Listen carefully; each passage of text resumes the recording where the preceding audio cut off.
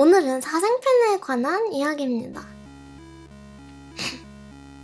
우리는 흔히 누군가를 좋아한다는 마음을 세상에서 가장 아름다운 감정이라고 말하는데요.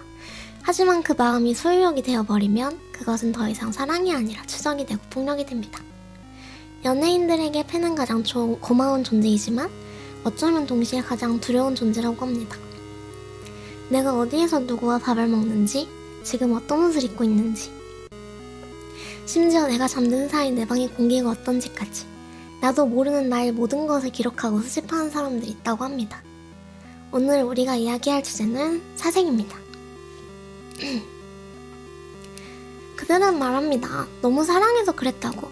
하지만 그건 사랑이 아니라 상대의 일상을 난도질하는 잔인한 시선일 뿐입니다. 오늘 들려드릴 이야기는 단순히 인터넷에 떠도는 괴담이 아니라 누군가에게 실제로 일어났던 현실이고 지금 이 순간에도 일어날 수 있는 일들입니다. 자, 한번 시작해보도록 할게요. 첫 번째 이야기입니다. 스토커 방지법이 생겨나게 된 이야기입니다. 1989년 7월 18일 주택가에서 한 여성이 살해당하는 사건이 일어났습니다.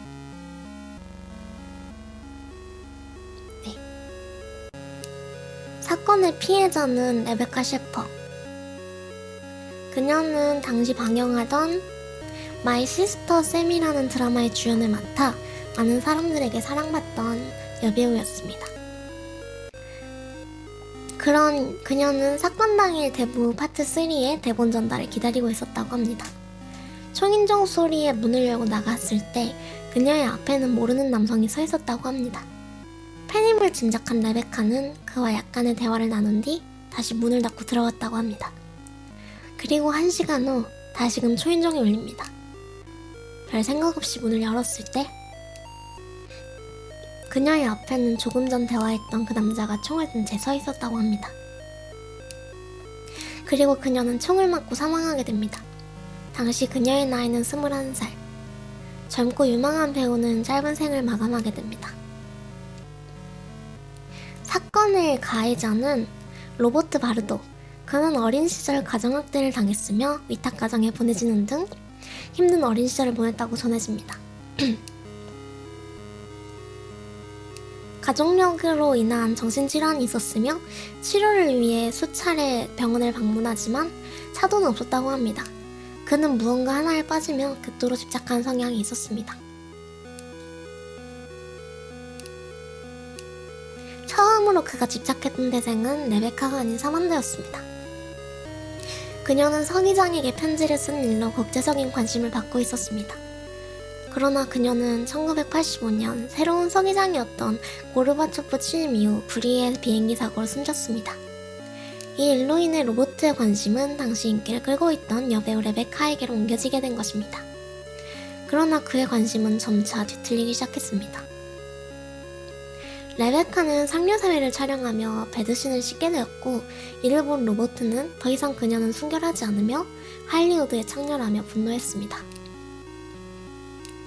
그는 사설탐정에게 의뢰해 그녀의 집 주소를 알아냈고 이로 인해 사건이 벌어지게 되었습니다.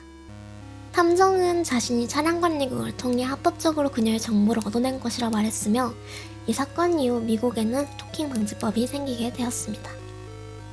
네, 여기까지 첫 번째 이야기였습니다. 네,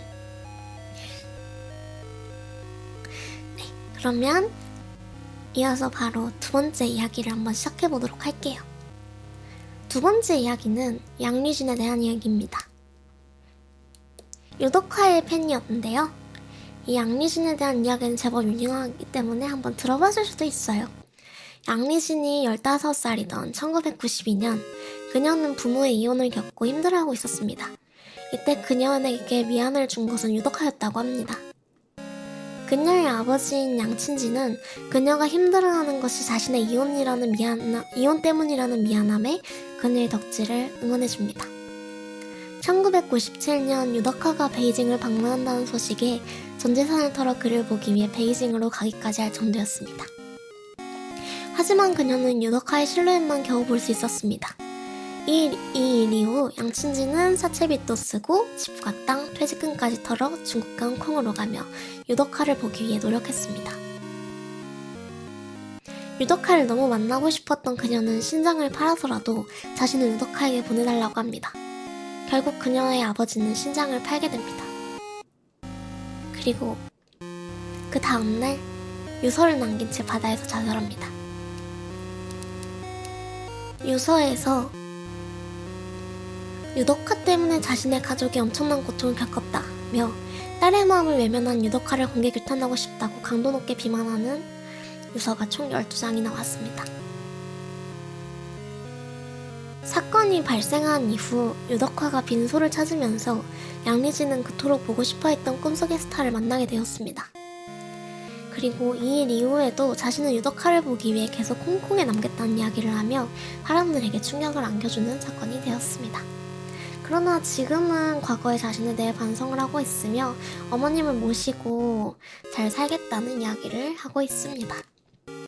네, 이렇게 근황까지 한번 전해보았고요. 세 번째 이야기에서는 한번 한국의 사생 팬들에 대한 이야기를 해보려고 해요. 한국의 사생 팬들이 벌인 기괴한 사건 몇 가지를 함께 보면서 마무리해보도록 하겠습니다. 정말 유명한 사건, 오렌지 주스에 본드를 탔던 사건 아시나요? 당시 동방신기의 윤호의 안티팬이었던 그녀는 오렌지 주스 안에 본드를 넣은 채로 퇴근하고 있던 동방신기 멤버에게 그 음료수를 전달했다고 해요. 그 자리에서 한 입 마시고 뭔가 이상함을 깨닫고는 뱉어낸 이후 병원으로 갔지만 사실 약간 한동안 구역질 때문에 많이 힘들었다고 합니다. 다행히 바로 토해내게 했던 매니저의 대처 덕분에 큰 피해로는 가지 않았다고 해요. 그녀가 남긴 편지입니다.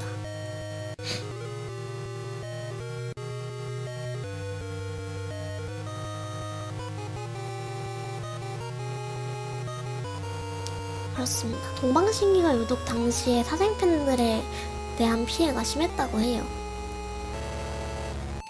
그 다음에는 조금 많이 역한 사건이에요.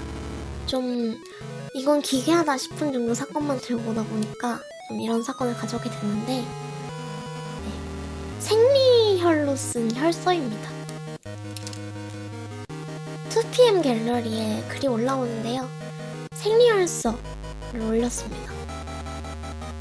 피로 쓴 편지를 올렸는데 당연히 사람들은 뭐 물감으로 썼겠지, 거짓말 치지 마라 이러면서